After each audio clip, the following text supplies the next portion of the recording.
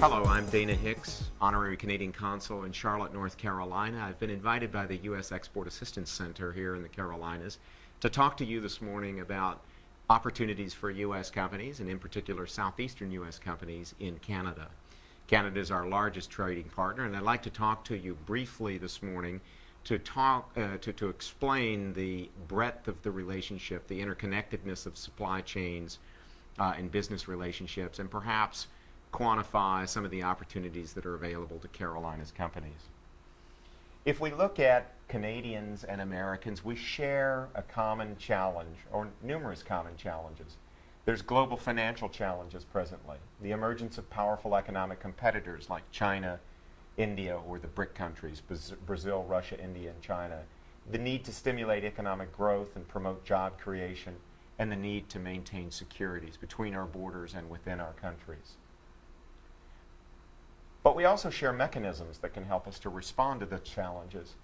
Both countries are highly industrialized. They're well-established democracies.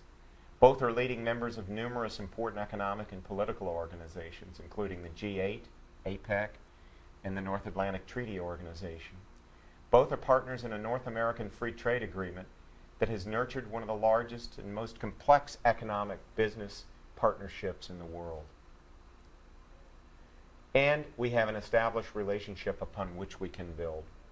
Canada is by far the largest buyer of U.S. goods. In fact, over 260 billion U.S. goods were purchased by Canadian customers in 2008. More than 8 million U.S. jobs are supported by trade with Canada based on most recent statistics, which is a significant contribution to economic activity and economic security here in the U.S. More than 16,000 company locations in the U.S. are Canadian. They employ 557,000 Americans in jobs based on the most recent statistics we have.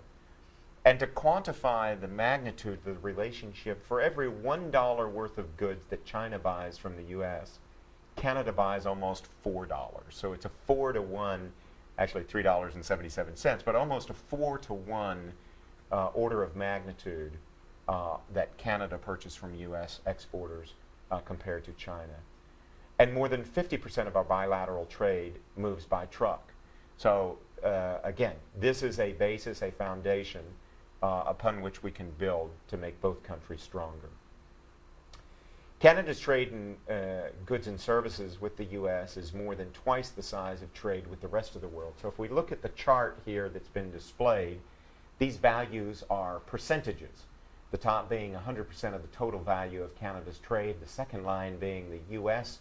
value of trade. So you can see in 2004, 78.5% of Canada's exports went to the United States, whereas in 2008, that number had declined, primarily due to diversification of export markets. Conversely, imports, a very large, 2/3 of their imports were coming from the U.S. So a U.S. exporter has the confidence of knowing that we are the largest source of exports to Canada, and we are absolutely, without question, the most important trading partner with Canada. If you look at it on an aggregate basis, the total trade of Canada, 73% of its total trade, imports and exports, were with the United States in 2004, and again, that's moved to 67.7% in 2008. The others are their major trading bloc partners, European Union, Japan, and other developed and developing nations. By the same token, the distribution of U.S. merchandise trade, this pie chart up in the upper right corner, would indicate that 17.7% of total U.S. exports went to Canada. So even from the U.S. perspective, Canada is far and away the most important market. And if you look at it, China is at 12%.